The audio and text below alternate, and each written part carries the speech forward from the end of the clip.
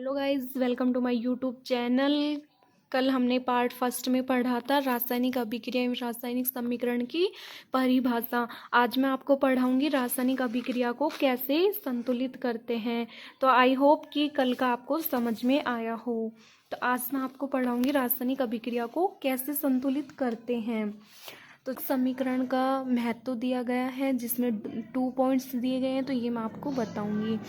यहाँ पे द्रव्यमान संरक्षण का नियम का पता चलता है। जब हम रासायनिक समीकरण को बैलेंस करेंगे तो उससे हमें द्रव्यमान संरक्षण का नियम पता चलेगा। इसमें दिया हुआ है कि द्रव्यमान संरक्षण का जो नियम होता है उसमें न तो उसको परिवर्तन किया जा सकता है न ही बदला जा सकता है। इसका मतलब है कि जो द्रव्यमान संरक्षण का नियम होता है उसका न तो निर्माण किया जा सकता है और न ही विनाश किया जा सकता है। यानी कि द्रव्यमान जो संरक्षण का नियम होता है वो स्थिर होता है। इसमें सेकंड दिया हुआ है कि रासायनिक अभिक्रिया में पहले एवं उसके पश्चात प्रत्येक तत्व के परमाणु की संख्या समान होती है। जो रासायनिक अभिक्रिया में जो समीकरण होती है उसको जब हम बैलेंस करते हैं तो उससे हमें ये पता चलता है कि जो परमाणुओं की संख्या होती है वो समान होती है। जैसे अभिकारक रिएक्टेंट और जो प्रोडक्ट उत्पाद होता है उन दोनों की परमाणु की संख्या क्या होती है, समान होती है। तो यहाँ पे मैंने एक एग्जाम्पल दिया है जिसमें Zn + H2SO4। यहाँ पे अगर इनकी रिएक्शन करवाएंगे तो क्या बनेगा, ZnSO4 प्लस में H2O बनेगा। कि जिसमें हमने यहाँ पे लिखा हुआ है कि ये एलिमेंट्स हैं। हमने एक टेबल बनाई हुई है जिसमें लिखा हुआ है कि एलिमेंट है। एलिमेंट्स में क्या यहाँ पे क्या है, Zn है, H है, हाइड्रोजन है, सल्फर है, ऑक्सीजन है। तो यहाँ पे अभिकारक में परमाणु की संख्या दी हुई है और उत्पादों में परमाणु की संख्या दी हुई है। तो यहाँ पे हमने इस टेबल में देखा है कि यहाँ पे जिंक कितनी बार है, एक बार, तो हमने यहाँ पे लिख दिया 1। यहाँ पे हाइड्रोजन कितनी बार है, 2, तो यहाँ पे हमने लिख दिया 2। यहाँ पे सल्फर कितनी बार है, 1, तो यहाँ पे हमने लिख दिया 1। यहाँ पे ऑक्सीजन कितनी बार है, 4, तो 4 लिख दिया। अब गाइस हम इधर देखेंगे प्रोडक्ट की साइड, मतलब राइट हैंड साइड। तो इसमें हमने यहाँ पे लिखा है कि Zn यहाँ पे 1 है तो 1 लिख दिया, सल्फर यहाँ पे 1 है तो 1 लिख दिया, ऑक्सीजन यहाँ पे 4 है तो 4 लिख दिया, यहाँ पे हाइड्रोजन 2 है तो हमने 2 लिख दिया। तो इसी प्रकार से ये जो रासायनिक समीकरण होती हैं इनको बैलेंस करना ज़रूरी होता है। तो यहाँ पे रासायनिक समीकरण को संतुलित बैलेंस करने के लिए यहाँ पे कुछ स्टेप दिए गए हैं। इन स्टेप के बारे में मैं आपको बताऊंगी।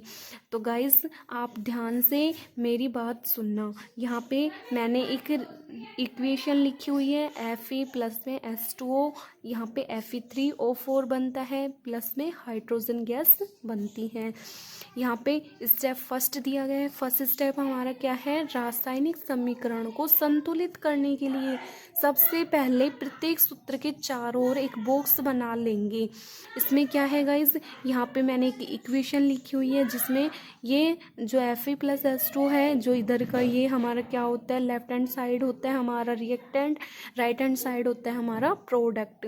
तो इसको हम क्या कर लेंगे, बॉक्स में बंद कर लेंगे। जितने भी हमारे एलिमेंट्स इनको बॉक्स में बंद कर लेंगे। हमारा फर्स्ट स्टेप है।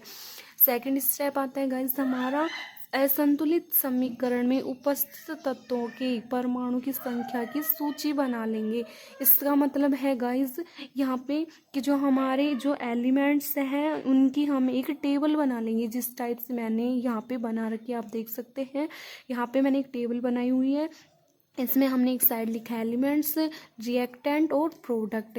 यहाँ पे एलिमेंट्स हमारे पास क्या क्या है, आयरन है, हाइड्रोजन और ऑक्सीजन है। और रिएक्टेंट की संख्या में, रिएक्टेंट में परमाणु की संख्या देखेंगे तो हम यहाँ पे देखते हैं कि आयरन हमारे पास 1 है तो हमने 1 लिख दिया, हाइड्रोजन हमारे पास 2 है 2 लिख दिया, ऑक्सीजन हमारे पास 1 है यहाँ पे 1 लिख दिया।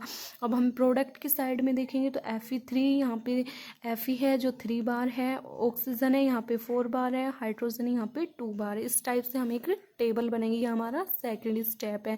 अब हम पढ़ते हैं थर्ड स्टेप। तो सबसे पहले सबसे जो अधिक परमाणु वाले यौगिक को संतुलित करेंगे, चाहे वह अभिकारक हो या उत्पाद। हमारा थर्ड स्टेप क्या है, जो हमारी इक्वेशन है उसमें जिसकी परमाणु की संख्या सबसे ज़्यादा है पहले उसको बैलेंस करेंगे। तो जो हमारी इक्वेशन है उसमें सबसे पहले यहाँ पे ऑक्सीजन क्या है, सबसे अधिक परमाणु संख्या वाला एलिमेंट्स है। तो यहाँ पे हम सबसे पहले ऑक्सीजन को बैलेंस करेंगे। तो जो हमारी इक्वेशन है उसको हमने पहले बॉक्स में बंद किया था, फिर हमने उसकी टेबल बनाई थी, परमाणु की संख्या ज्ञात करी थी। थर्ड स्टेप में हम इनको बैलेंस करेंगे, जो सबसे अधिक परमाणु संख्या है। तो यहाँ पे हमारा ऑक्सीजन है, जिसमें हमने ऑक्सीजन में क्या करा है कि ऑक्सीजन हमारे यहाँ पे 4 बार है, तो हम जो रिएक्टेंट है हमारा उसको हम 4 से इंटू कर देंगे, मतलब गुणा कर देंगे, तो हमारी जो ऑक्सीजन है वो बराबर हो जाएगी। चलते हैं हम 4 स्टेप की तरफ। तो यहाँ पे हमारा 4 स्टेप दिया हुआ है कि आंशिक रूप से संतुलित समीकरण हाइड्रोजन परमाणु के दोनों ओर बराबर करेंगे। जो हमारी जो हमारी इक्वेशन है उसको हम दोनों साइड से, मतलब कि रिएक्टेंट और अब प्रोडक्ट की तरफ से दोनों से बराबर होनी चाहिए। तो अब हम देखते हैं यहाँ पे, अब हम हाइड्रोजन को भी बैलेंस करेंगे, क्योंकि हमारा हाइड्रोजन 4 बढ़ चुका है। इसका मतलब कि हमारा हाइड्रोजन के यहाँ पे 8 एटम्स हो गए, मतलब कि 4 × 2, तो इसका मतलब हो गया 8 एटम्स यहाँ पे हाइड्रोजन के हैं। तो अब हम इसको देखते हैं कि इधर हमारा हाइड्रोजन है 2, तो हम भी इसको क्या कर देंगे, 4 से इंटू कर देंगे। जैसे कि मैं आपको यहाँ पे रफ में समझाती हूँ। यहाँ पे Fe+ में यहाँ पे हमारा दिया हुआ है H2O, यहाँ पे हमारा क्या बन गया, Fe3O4 में प्लस में H2O। ये हमारी जो ये हमारी जो इक्वेशन थी, इसमें हमारा जो हमने फर्स्ट स्टेप बैलेंस किया था वो हमारा था कि पहले हम इनको बॉक्स में बंद कर लेंगे। ऐसे बॉक्स में बंद करने के बाद हम इनके टेबल बना लेंगे, जिसमें परमाणु की संख्या देखेंगे, फिर हम इसको बैलेंस करेंगे। तो हमारा जो ऑक्सीजन है यहाँ पे 4 है, तो हमने यहाँ 4 लगा देते, ऑक्सीजन 4 हो गया इधर की साइड में। तो अब हम जो हमारे ये हाइड्रोजन इधर दिखा है उसमें 2 है, तो इसका मतलब कि हमारे यहाँ पे हाइड्रोजन 8 है।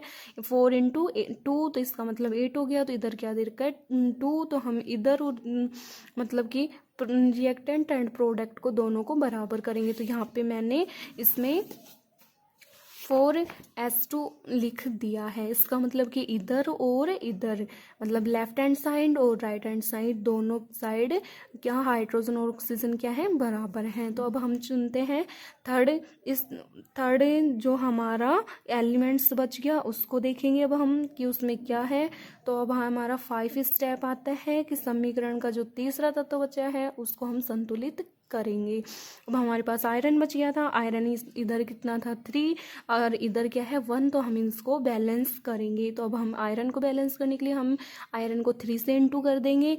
यहाँ पे 4s2 हो गया, Fe3O4 + 4s2। ये हमारी जो इक्वेशन है ये हमारी बैलेंस हो चुकी है, संतुलित हो चुकी है।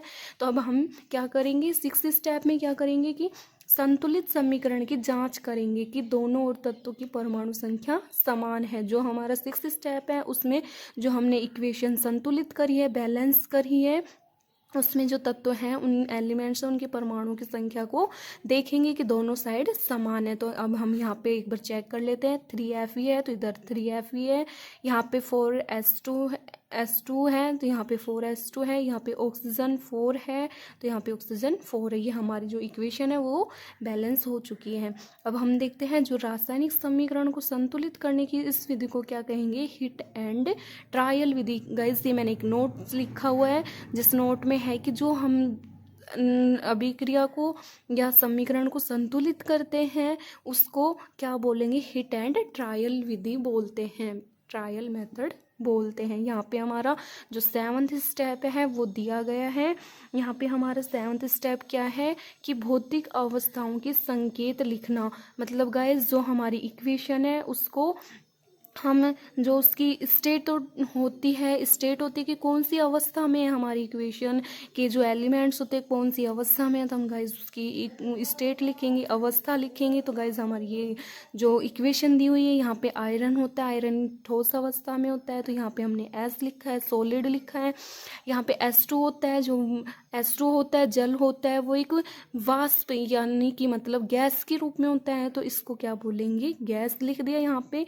और जो आयरन ऑक्साइड यहाँ पे बना Fe3O4 है। यहाँ पे जो ये पूरा यौगिक है जो हमारी ठोस अवस्था में, तो हमने यहाँ पे लिख दिया S, और H2 जो गैस होती है हाइड्रोजन, उसको लिख दिया हमने G। आई होप गाइस मेरी वीडियो आपको समझ में आई होगी। हम आगे नेक्स्ट टॉपिक मिलेंगे, पार्ट 3 में पढ़ाऊंगी मैं आपको रासायनिक अभिक्रियाओं की टाइप्स पढ़ाऊंगी कि कितने प्रकार की रासायनिक अभिक्रियाएं होती हैं। आपको मेरी वीडियो अच्छी लगी हो तो गाइस लाइक करें, कमेंट करें, शेयर करें और चैनल को सब्सक्राइब करें। तो आज की वीडियो यहीं समाप्त होते हैं, मिलते हैं नई वीडियो।